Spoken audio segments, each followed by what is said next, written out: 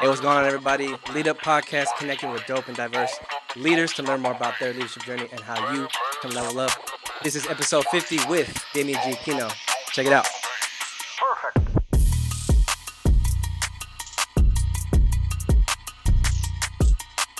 This is episode number 50 of the Lead Up Podcast. Very excited. Before I introduce my guest, man, just thank you guys for tuning in, listening, watching, for all the support. It's been a great journey. This is a huge milestone for me. But without further ado, I want to introduce somebody that I highly respect and honor. It's not all the time where a person that you look up to becomes a mentor. Come on. Or a mentor becomes a friend. Yeah. And so, without further ado, Damien Giacchino, welcome to the Lead Up Podcast. Man, excited to be here. Appreciate Thank you, you, man. It's about time. He waited to episode 50 to invite me. Hey, I got to get it right. Yeah, I want to I'm make not sure, mad. but Yeah. really appreciate you. And Honored to be here, man. Yeah. And I like what you said, mentor turns to friend, man, Yeah. because I definitely see you as a friend. And appreciate that. just grateful to be here and support. And you're an awesome leader. Appreciate that. So yep. So we here. Yes. I got a lot of questions, even some questions from people from Instagram we're going to get to in just a second. But before we get into the question, tell us a little bit about who is Damien Giacchino, story, a little bit of background. Where are you from? Yeah. Well, Damien Giacchino, I'm a man of God. I'm a husband. I'm a father. I'm a pastor. I'm from the Bay Area, Vallejo, California. Been married for 13 years to my beautiful wife, Stacy Giacchino. Yeah. I have 3 kids. I have DJ. He's 21. He's in college, studying public health at Fullerton. I have my daughter Zoe. She's 8, going on 28. One of the most brilliant young girls that I've ever met. My young son Dominic. He's 4. Been pastoring probably for about 14, 15 years. Been in leadership capacity probably longer than that. Associate pastor at Real Life Church. Don't Awaken Love Too Early founder. Yes. All of that good stuff, man. Yeah. And we're going to talk about DALTE. Cool. But before we get to that, let's talk about relationships, because, when it comes to, anything, since I've met you, right? You're all about relationships, and it has to do a lot about your own personal experiences. Absolutely. And things from, share things about your marriage and even with your family, right? That's always impacted me, and I know a lot of my friends. So why is healthy relationships important to you? I think healthy relationships are important to me because if God wants to bless your life, he's going to do it through a relationship. And if Satan wants to mess up your life, he's going to do it through a relationship. So if I can learn how to navigate to do relationships healthy and know who's a friend, who's somebody I bring into my core, like how to place people in my life. I think that I can do life very well. I think if you're going to do life well, you're going to have to do relationships well, because life exists with people in it. Right. So that's been my passion. There's been a large part of my years I didn't do relationships well, specifically like romance and love and all that stuff. Yeah. So from my brokenness to my wholeness, I realized that a lot of what I wanted wasn't in romance, sex, so forth and so on, but it was in a relationship with God first. And then God introduced me to non-romantic relationships, what helped heal me so that I can be ready for romantic relationships. So that journey kind of gave me a passion. I didn't realize that was something that God gave me a passion for. Being a teenage father, having challenges my first year of marriage, just a lot of different things that caused me to go deeper, caused me to read, caused me to learn, caused me to ask questions that helped me be a better person, a better father, a better husband, a better leader. Man, I just fell in love with how to do relationships better. Right. I want to throw in the aspect of leadership, because this podcast is a lot about leadership and helping people to really level up, whether they're in college, young adult, starting the workforce, or really just trying to pursue something moving forward for their lives. Why is relationships, and healthy relationships more specifically, important when it comes to the aspect of leadership? Great question. I think if you're going to do leadership well, you're going to have to do relationships well. I think they are hand in hand. I think leadership, the way I would define it, is influencing individuals or organization towards a purpose or a goal. So the individual and the organization is made up of relationships. So if we're going to do leadership well, we're going to have to do relationship well. And leadership is not just influence. It is influence, but it's my relationship to that influence. How do I steward that influence? Because as we all know, there's leaders out there that have massive influence, Yeah. but they may not be healthy people. Mm. So it's going beyond just having influence. Yeah. I think leadership is also character. Yeah. I think competency. Mm-hmm.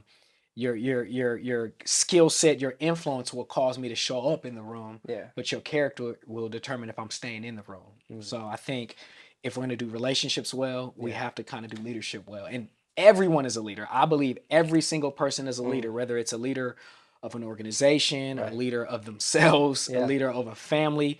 We're all going to have to face leadership at some point. So I just think that that's why that's important and how it connects together.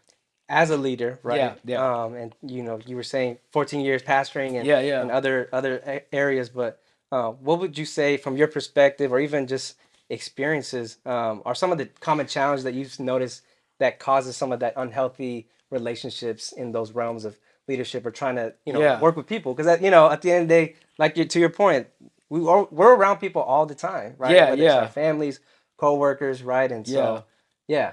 I think anytime you're dealing with relationships and leadership, I think communication is a challenge. Yeah. And I think most people communicate to like convince or to help people see things from their point of view. But I think when it comes to leadership and relationships, communication has to be to help people understand. Yeah. So if I can communicate and articulate myself in a way to where people can understand me, then they can choose to partner or be a part of my leadership. They can choose if they want to join me in my journey of life. So I think that's a challenge. I think one of the biggest challenges that I see more now than ever is the lack of character in leadership. I mean, we see it happening in the world, from global leadership to maybe local leadership. But I think it's a term we're all familiar with. Character, talent will take you where character will keep you. So I think that's very important, man. And as I mentioned earlier, it's not just about my skill; it's about my character, and that's a very important thing. As someone who's always had the skill of getting the interview, the skill of getting in the room, and had to learn later in life that my character, my integrity, my core values, who I am, whether people are watching or not, is very important to like what I bring to leadership. Yeah, that's good. Now let's fast forward and kind of shift gears to DALTE, right? Yeah. This is something, again, something I get to be a part of and have been to experience myself from years ago. So talk to what is Don't Awaken Love Too Early? The origin and the kind of the purpose behind it and where it kind of has evolved to now. Absolutely. So Don't Awaken Love Too Early, it comes from the Song of Solomon, where Solomon, who is, apart from Jesus, the most wisest king in the Bible, he writes, don't awaken love too soon. I just switched it to too early. And the Bible describes love in different ways. There's philia, which is a brotherly love. There's agape, which is God's unconditional love. There's a friend, family love. I forget that Greek word, but when the Song of Solomon says "Don't awaken love," he's speaking of eros, the romantic love. And for me, that's where DALTE started, because of my poor decisions in reaching for romance premature. And I believe that we're supposed to encounter love on a vertical level before we do love on a horizontal level. I think we need to encounter the source of love before we can properly diagnose I'm in love, right? Because if you've never encountered Jesus, who is the definition of love, if you never encountered God, who is love, then you may say that I'm ready for love, but you don't have the source to clearly define if what you're in is really love. Wow.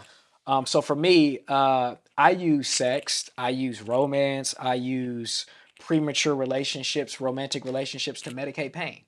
My pain was insecurities, my pain was rejection. So I reached for that to make me feel valid. Because I grew up in a very, not my home, but the culture I was like exposed to was pretty misogynistic. That masculinity was defined by your sexual conquest, your economic status, and your popularity. And women, for me, even though I had great women in my life, I didn't see them the way God wanted me to see them. For a large part of my life, they were just more objects of my affection and what I wanted.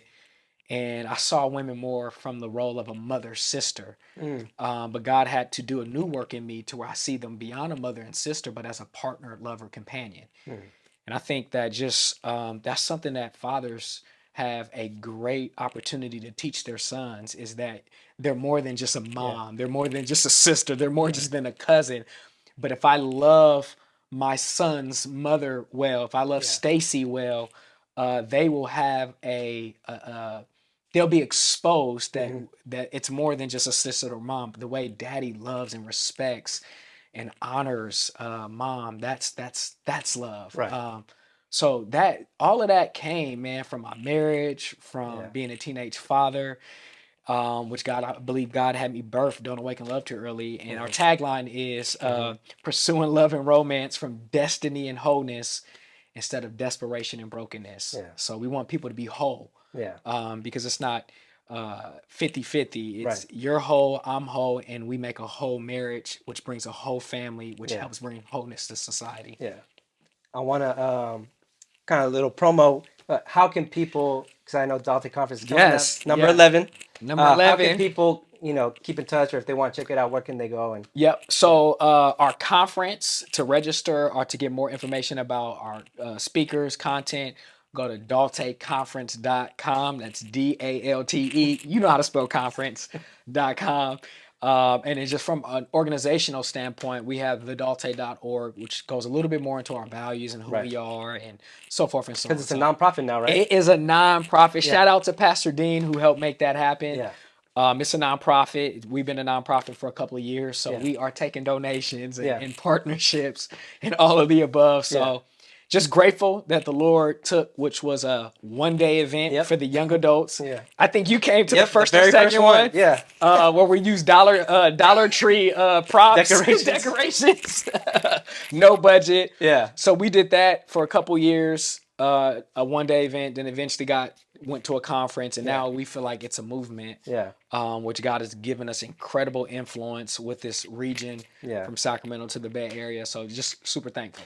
Before we jump into some kind of DALTE-like questions from some people, and talking about a movement, what does that future look like for DALTE and for you, really, of like, where are you trying to see this in the next few years? Great question. So for me, I would love to stay a founder, but hire like a director to run it for us. So DALTE in the next 5 to 10 years will be in my prayers, is a self-sufficient nonprofit where we're hiring people and we can kind of go more global with it. Yeah. One of the ministries that I'm a part of, that I'm so blessed to be a part of, is Moral Revolution. Right. I love what they do. Yeah.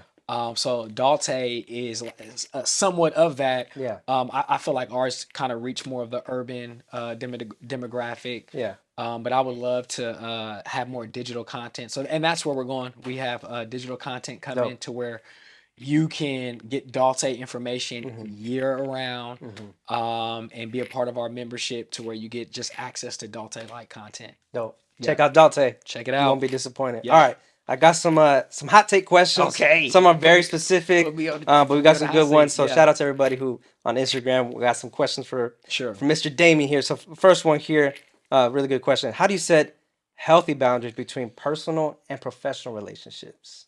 That's good. So one of the things that let's start with personal boundaries. I think you have to be self-aware, and with self-awareness, there's self-acceptance. You know your weaknesses and your strengths. So for myself, if I'm setting personal boundaries, I know for me, promiscuity was something I struggled with growing up. So when I started to date Stacy, some of my personal boundaries were, we're not going to be alone. We're going to have a lot more accountability. I'm going to go home at a certain time. And I know that sounds very juvenile to give yourself a curfew. But I think it's so important to protect your sexuality and to be able to enjoy each other at your honeymoon. I know that's a little bit foreign, but that's something we did. And trust me, for those who know me, if I can do it, you can do it. So I think that's where personal boundaries, you got to have core values, you got to be self-aware, and you have to accept where your weaknesses are. And I think one of the best ways to set boundaries is let people who love you speak into your life. There's things that my little brother Lewis or family members would be like, hey, I don't know if that's a good idea, to where I can set personal boundaries. Professional boundaries. Yeah. I don't know if that's like what in leadership, It could relationship. be at work, just like, in the workplace. Yeah. Yeah, maybe professional acquaintances. Yeah. Yeah, for me, I try to, my professional boundaries is I don't talk about things or people in a way to where if they weren't in a room, I wouldn't say it. So I think that's always been a professional boundary for me. Like, For sure. I'm going to speak things that edify. In fact, Scripture says, "Don't let no unwholesome talk come out of your mouth, and except that which is edifying for those who are listening." So, I think the most important professional boundary is your words. Yeah. Like, it's a professional setting. Don't get so casual. Don't get so loose to where you're speaking things that you go home and regret. So I think Yeah. just asking God to put a guard over your mouth and a watch over your lips, Yeah. to speak just things that uplift Yeah. and not tear down. So that's always been a professional boundary for me. Yeah. Is if somebody not in a room, Yeah. I'm not gonna say something to where if they were in a room, I wouldn't say it. Yeah. So let me just not say that. Yeah. I think if we're talking about dating, man, I think it's very dangerous to sometimes date in a professional setting. So I would say somebody who's in a professional setting that is interested in another person that works there is get to know them, collect data, watch their work ethic, do some hangouts with other coworkers Yeah. before you only been knowing them for a month and you're already isolating to date. Like, Yeah. really, you got a chance to like Yeah. watch them, observe them for some time, and just ask yourself the question: if it's somebody that is at work, could I see them as a potential spouse? And if the question is yes, then go for it. Go on a date. But don't have sex. Because, hey, you're going to make it real awkward. Right. Going back to work. Facts. If things don't work out. 100%. So keep some healthy boundaries, some professional boundaries there to where if it didn't work out, you won't show up to work regretting that you made a decision and having to see that person every day. Facts. Yeah.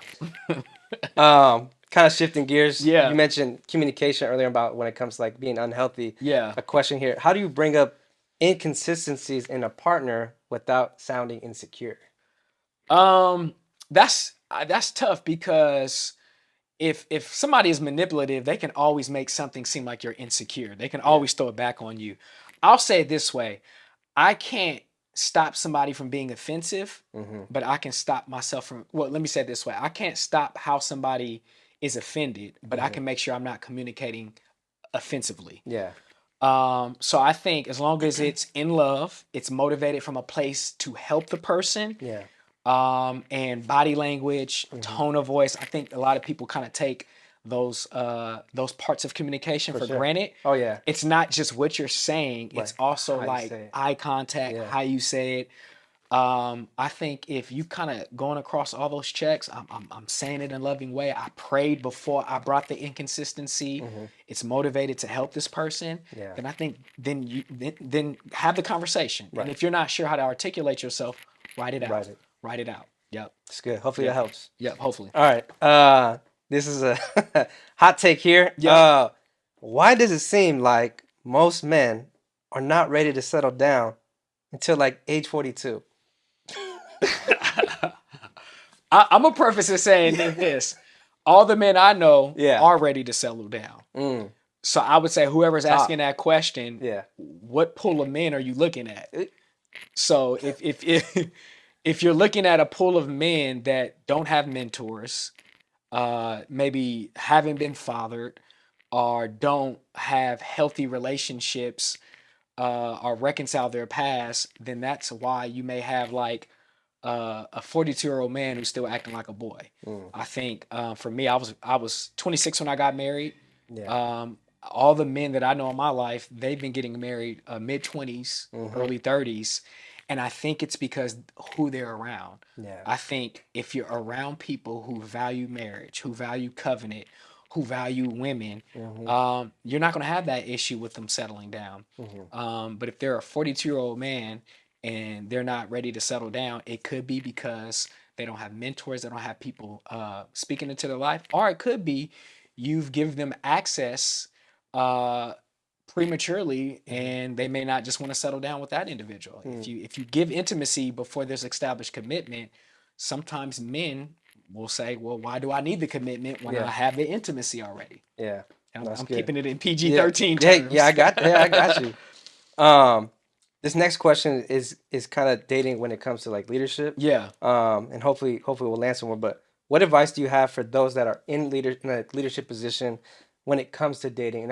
And I think with from what I remember, something about what if they have a platform or some sort of influence, like what advice would you give maybe from your own experience or just things that you've seen other people that are in leadership when it comes to dating? Like, are they dating the people that they're leading, or Either I think maybe just navigating what that would look like. yeah. You know.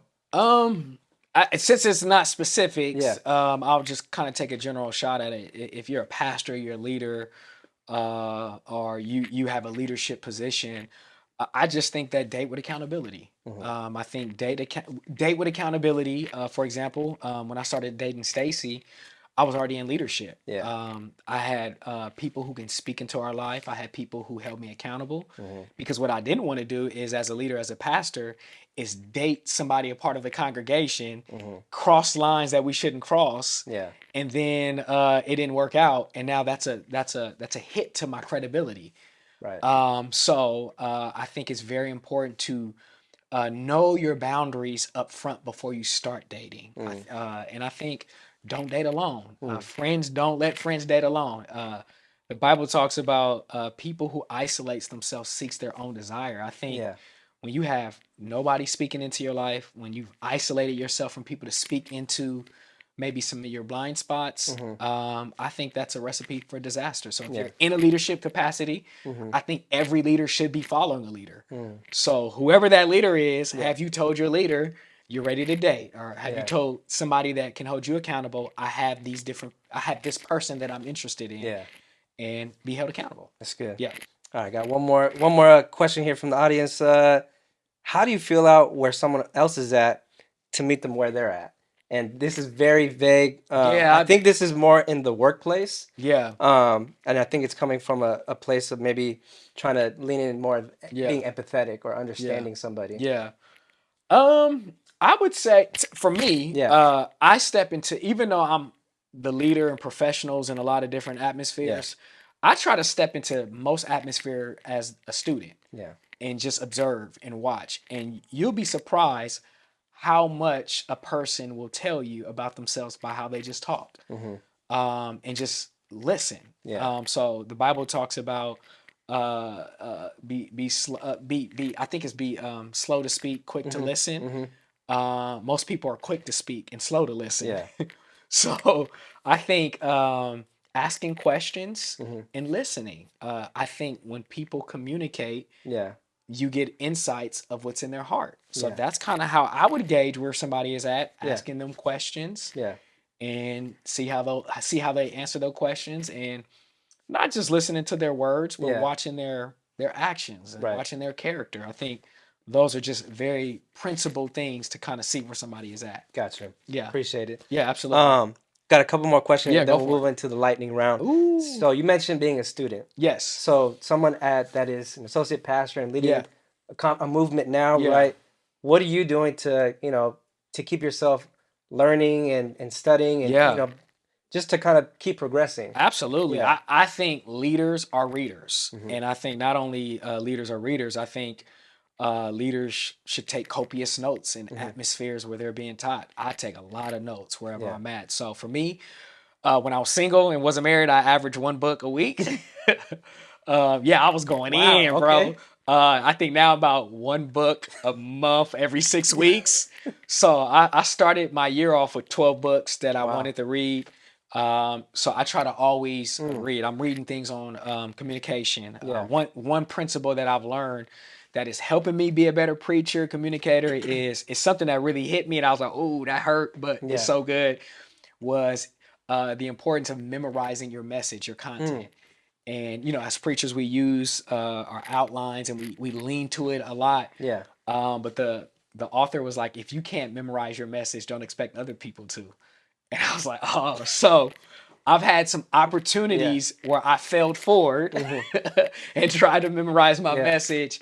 But the impact it's had on those who are receiving from me, it's been a better connection. I take a lot of corresponding classes. Yeah. So like e-courses, master classes. I'm taking a lot of those. I love that. I love reading books because what took somebody 8 to 10 years to arrive at, I'm getting that in a book. Yeah. So that's good. That's how I learn, and then I surround myself around people who knows the way, who goes the way, and can show me the way. So they're miles ahead of me, and I'm meeting up with them. Yeah. Not taking too much of their time. I'll meet up with a specific leader. Yeah. I'll have a list of questions that I'll let them know. Hey, here's what I want to ask you, and I'll just ask them and listen. Yeah. Speaking of like the learning and the growing that you've been able to be a part of, what would you say, like kind of reflecting back on your own journey and as you keep moving forward, what do you think has been, whether it's recently or just in the past, like was one of the most impactful things that did for your own leadership and how you are today and how you try to live that out? Yeah, serving.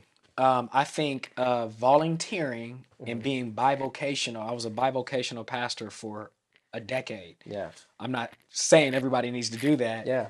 But I served as a youth pastor. I volunteered. I volunteered as a young adult pastor. I felt like by being a servant, I got connected to the heart of Jesus, and I think it's just something about serving that it taught me how to care for people, how to love for people, how to counsel people, which prepared me for where I'm at now, where I'm now a pastor on staff. I think a lot of my experiences came from me serving people. Yeah. I think, even as a communicator, people who you counsel help you come up with content. Yeah. So like conversations, counseling, that all helps create content. Yeah. So when I'm having conversations and counseling and I'm hearing like a reoccurring theme or an issue, I'm like, man, that's the Lord highlighting that's content you might want to cover. Yeah. So I would say servant leadership is by far probably one of the most impactful things that's been in my learning experience. That's dope, man. All right. Are you ready for the lightning round? I'm not, but okay. I am. These are questions that, we weren't shared with you beforehand. Yeah. Some of them are fun. Some of them are just, Yep. All right. So first one here. Will the Niners go to the Super Bowl? Yes. There you have it. And win. Very important, right? Not just go. We got to win. And win. All right. Here we go. Next question. Favorite food? Potatoes. Potatoes? Yes. I'm a potato connoisseur. I was not expecting that answer. Bro, don't get me wrong, I love filet mignon and salmon. Yeah. But man, I love mashed potatoes. I got you. Potato wedges, sweet potatoes. So it's what you can do with the... Yeah, man, I love some potatoes. Okay, yeah, gotta get the carbs in. Something you didn't know about me. Stranded on an island, the one thing you're bringing is... What are my options? Ooh, I never got that. What are your options? Because... Yeah, it can be whatever. My Bible. I know that's the biblical answer, but being incarcerated felt like being stranded on an island in my life. So having that word kept me sane where I felt like I was isolated. Dang. Yep. Morning person or night owl? Man, I used to be at night, but I think as I got older, I'm morning now. Morning. Okay. Yep. Artist or song or podcast that is currently on repeat? Jeremy Riddle, his worship album. Okay. Yeah. Which actor could play you in a biopic? Which who? Actor. Oh, Will Smith. Oh my! He about to win a Grammy. Right. Will Smith or Terrence Howard? Yeah. That's fucking funny. I was not expecting those answers either. Maybe Terrence, but I don't know. Maybe Clay? Yeah. Clay Thompson. Yeah. But he's not an actor, right? No, hey, maybe in the future when he retires. What's a pet peeve of yours? I hate manipulators. Ooh. Yeah. With a passion. Dang. Yeah. Okay. Yeah. Wait, tell me more about what sounds like something's dangerous. I grew up in an environment where I grew up around a lot of con artists. And so I don't like people. A better way of saying it is I don't like bullies. Gotcha. I don't like people who take advantage of people. I gotcha. So in my pastoral role, I could sit that out very quickly. And so yes, I gotcha. That's something that bothers me. Okay. In a versus battle, who will win, Mission or Mark? No, I'm just kidding. I'm just kidding. Dang, you ain't got to answer that. One. You ain't got to answer that. That's a tough one. I just put that on the spot. Shout out to Mark. and mission. It might go down to a split decision. Right. It might go to a split decision. Right. Right. Worst nickname given to you? Worst nickname given to me is Dame Diggler. Oh, wait. What's the story behind that, man? Nope. Okay. Dame Diggler. That's all we got. Another podcast for another day. So something besides your nickname. Something that most people wouldn't know about you. I like to cycle. That's right. Yeah. Yep. You know that, but most people don't know. Right. That's true. Best advice someone has given you? In what context? I like how you answer with a question. For leading people. I would say the best advice that somebody gave me about leading people is lead first. Be the first one there, last one to lead. Don't ask anybody to do something you wouldn't do. Yeah. I think that's a very 100%. basic leadership principle that can give you favor. Yep. What are you most proud of in 2022? Man, I just gotta say my family, man. Like I just, in all my academic accolades and just different things that I've ambitiously went after and conquered, I just think 13 years of marriage, only been with one woman, love my family. I think that is like my greatest joy, coming home and just having so much joy that I get from my kids, my wife. That's my greatest accomplishment. Love that. Yep. What are you most excited for in 2023? Man, it's been a long time, but I am excited about officially finishing our book, Don't Awaken Love Too Early. It's about time. It's been a battle. We got it on here recording. You're hearing it now. Now y'all about to hold me accountable. Years in the making. Years in the making, and editing this after that. Yeah. But I feel like that's something that is actually, I can say, is That's in the awesome. final stages. So When do you think, is there a I time don't know. frame? I was hoping to try to get it done Okay. for this conference. It's not. Okay. I would just say this: there's 121 pages already written. Okay. Yeah, and it's being edited. There's more being added. But Okay. So it's book there. coming soon. But coming soon. Last thing, this is a finished statement. Yeah. Every leader needs A leader. Why? I think if you're expecting people to follow you as a leader, then you should be following someone who is a leader. Awesome, man. Yeah. You heard it here. Damien Giacchino, Lead Up Podcast. Yeah. Thank you so much. Absolutely. Appreciate you. Love you, bro. Yeah, love you too. Catch you on the next episode of the Lead Up Podcast. Peace. Hey, guys. Thank you so much for watching and tuning in. Hope you found something valuable from listening. Make sure to follow Damien and DALTE Conference. I'll put those in the show notes. Perfect.